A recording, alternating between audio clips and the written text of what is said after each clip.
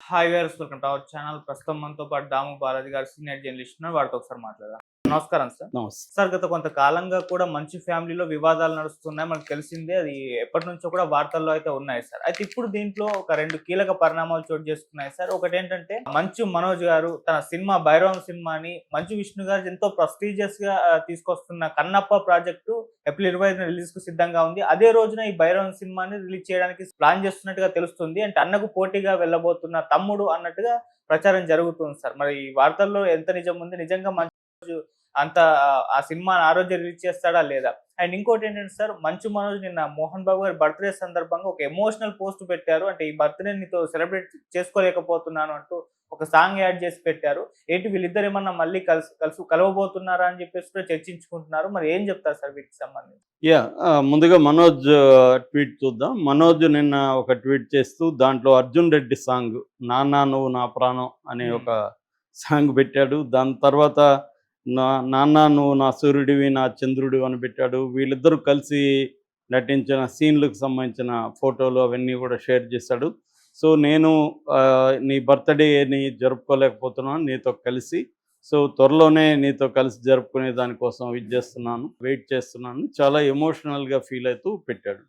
అంటే మామూలుగా తండ్రి కొడుకుల మధ్య ఎమోషనల్ ఇది ఖచ్చితంగా ఉంటది. రెండోది వాళ్ళిద్దరి మధ్య గొడవ ఉన్నప్పుడు ఏమవుతుందంటే ఒక్కొక్కసారి మనకి ఎవరితో అయినా గొడవ మనకి దగ్గరగా ఉన్నోళ్ళతో గొడవలొచ్చినప్పుడే ఇంకా ఎక్కువ అటాచ్‌మెంట్ కూడా పెరిగే అవకాశం ఉంది. మామూలుగా హర్ట్ ఈజ్ లవ్ అని కూడా ఒక సామెత ఉంటది. అంటే ఎవరినైనా దగ్గరగా ఉండేవాళ్ళని హర్ట్ చేస్తే ఆ హర్ట్ వల్ల మరింత క్లోజ్ అయ్యే అవకాశం కూడా సైకలాజికల్‌గా ఉంటుంది. హ్మ్. అలాగా వీళ్ళిద్దరి మధ్య గొడవ అనేది తండ్రి కొడుకుల మధ్య ఖచ్చితంగా అయ్యే మరింత ఆహ్, దగ్గరగా అనిపించొచ్చు. అతను చెప్పినట్టుగా లేకపోతే మరింత కావాలని తండ్రితో ఉండాలనిపించొచ్చు. ఎందుకంటే ఆయనకి దాదాపు 78 ఏళ్ళు. సో తల్లిదండ్రులతో కలిసి ఉండాలని మనోజ్‌కి ఉండొచ్చు.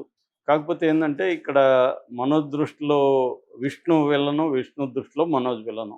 సో అట్లాగే మోహన్ బాబు కూడా మనోజ్‌ని పక్కన పెట్టి విష్ణుతోనే ఉన్నాడు. దానికి కారణాలు కూడా నేను ఇంతకుముందు చెప్పాను. ప్రధానంగా ఏందంటే ఎవరైనా కూడా ఇద్దరు కొడుకులున్నప్పుడు తన వ్యాపారాలు, తన కుటుంబము ఇవి చూసుకునే వాళ్ళకి ఫస్ట్ ప్రిఫరెన్స్ ఇస్తారు తప్ప, నా ఇష్టం వచ్చినట్టు నేనుంటానంటే వాళ్ళతో ఇబ్బందే ఉంటది తల్లిదండ్రులకి. ఈ అబ్బాయితో ఆ ప్రాబ్లమ్ ఉంది మోహన్ బాబుకి. ఎందుకంటే మోహన్ బాబుకున్న ప్రధానమైన వ్యాపారం వచ్చి ఎడ్యుకేషన్ వ్యాపారం. ఎడ్యుకేషన్ యూనివర్సిటీస్ ఉన్నాయి.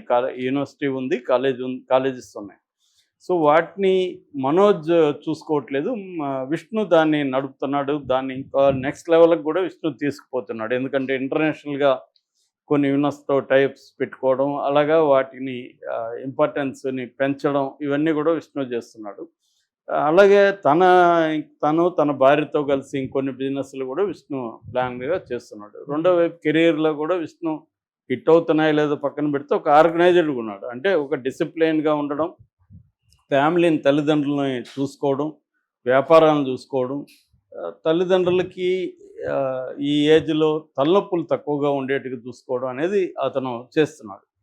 ఒక డిసిప్లైన్డ్ సన్ లాగా. కానీ మనోజ్‌తో ప్రాబ్లమ్ ఏందంటే వీళ్ళకి మనోజ్ ఒక డిసిప్లైన్‌గా ఉండట్లేదు. వీళ్ళు వద్దన్న అమ్మాయిని ఆల్రెడీ డైవోర్స్ ఇచ్చిన అమ్మాయిని పెళ్లి చేసుకున్నారు. సో అది కూడా ఆ అమ్మాయికి కూడా పెద్దగా ఆస్తులేమి రాలేదు. సో పోనీ కెరియర్ పరంగా ఏమన్నా కాన్సంట్రేట్ చేస్తంటే 2 ఏళ్లయింది స్క్రీన్ మీద కనపడి. సో ఈ నేపథ్యంలో మోహన్ బాబు కూడా ఆటోమేటిక్‌గా విష్ణు వైపే ఉండడం. సో వీళ్ళిద్దరికి మధ్య సిబ్లింగ్ రైవల్రీ అంటారు మామూలుగా. సిబ్లింగ్ రైవల్రీ అంటే ఇది ఇంకోటి యాస్పెక్ట్ ఏమంటే ఒకే తల్లి కొడుకులు కాదు ఇద్దరు. తండ్రి ఒకడే గాని తల్లులు వేరు. అక్క చెల్లెళ్ళ వాళ్ళు. హ్మ్. అయినా కూడా ఆ యాస్పెక్ట్ కూడా పనిచేసి ఉండొచ్చు. ఎందుకంటే చిన్న భార్య కొడుకు మనోజ్, పెద్ద భార్యకి మంచు లక్ష్మి అండ్ విష్ణు. సో ఈ యాంగిల్ కూడా ఉండే అవకాశం ఉంది. అట్లాగే మోహన్ బాబు ఆస్తుల్ని పంచడంలో కూడా ఆయన ఇప్పటివరకు పంచలేదు కాబట్టి ఆ యాంగిల్ కూడా ఉండే అవకాశం ఉంది. మనోజ్ అయితే పదే పదే ఆస్తులు గొడవ కాదు, నాది ఆత్మగౌరవం ఇయన్నీ డైలాగులు చెప్తున్నాడు కానీ ఎవరు నమ్మట్లేదు. సో ఇది ఈ బేసిక్‌గా.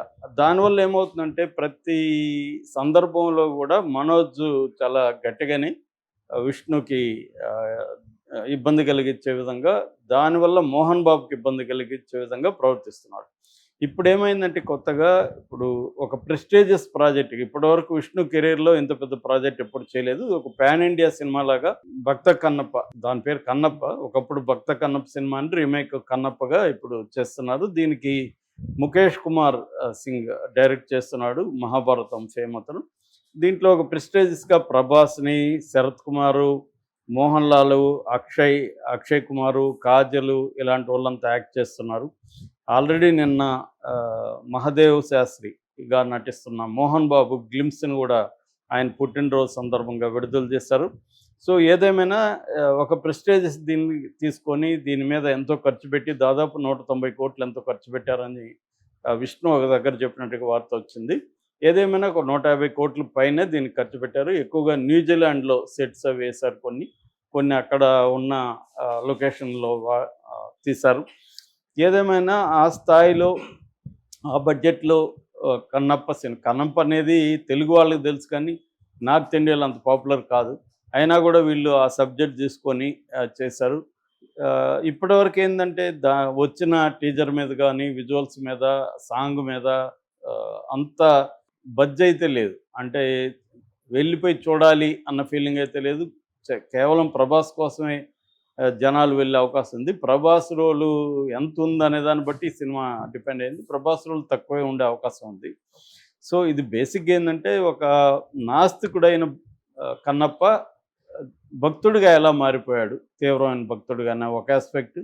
రెండో ఆస్పెక్టు అతనికి మాంసం తినిపించడం, మద్యం తాగించడం, కాలుతో తన కన్ను పోయినప్పుడు కాలుతో తొక్కిపెట్టి పెట్టడం, ఇట్లాంటివి ఆల్రెడీ మన కృష్ణరాజ్ది బ్లాక్ బస్టర్ సినిమా. సో ఇది ఇక్కడ కూడా అలాంటివి అంతా ఉంటుంది. దాంతోపాటు ఇతను ఒక వీరుడిగా చేయడం, యుద్ధాలని చూపించడం, ఒక విలన్ని క్రియేట్ చేయడం, విలన్తో గొడవలు, ఒక మంచి లవ్ స్టోరీ, ఇవన్నీ కూడా మసాలాలు అయితే యాడ్ చేశారు. ఇవన్నీ చేయకూడదని కాదు, మన అశోక సినిమాలో కూడా ఇవన్నీ ఉంటాయి. ఎవరిది, షారుఖ్ ఖాన్. ఇప్పుడు ఏంటంటే మొత్తం ఒక కొత్త ప్యాకేజీ లాగా పాత కథల్ని చేయడం అనేది ఈ మధ్యకాలంలో జరుగుతుంది. ఇది కూడా అదే పద్ధతిలో ఉంది. ఏదేమైనా అది ఇంట్రెస్టింగ్గా ఉండి జనాలకి ఆకట్టుకునే విధంగా ఉంటే ఓకే, లేదంటే టెన్షన్లోనే అయ్యే అవకాశం ఉంది. బిజినెస్ కూడా అంత గొప్పగా అవ్వలేదన్న టాక్ అయితే బయట వినిపిస్తుంది. ఈ నేపథ్యంలో ఇప్పుడు ఇంకొక కొత్త వార్త నిన్న బయటకు వచ్చింది ఏంటంటే, వీళ్ళు ఏప్రిల్ 25కి అనౌన్స్ చేశారు. అదే డేట్లో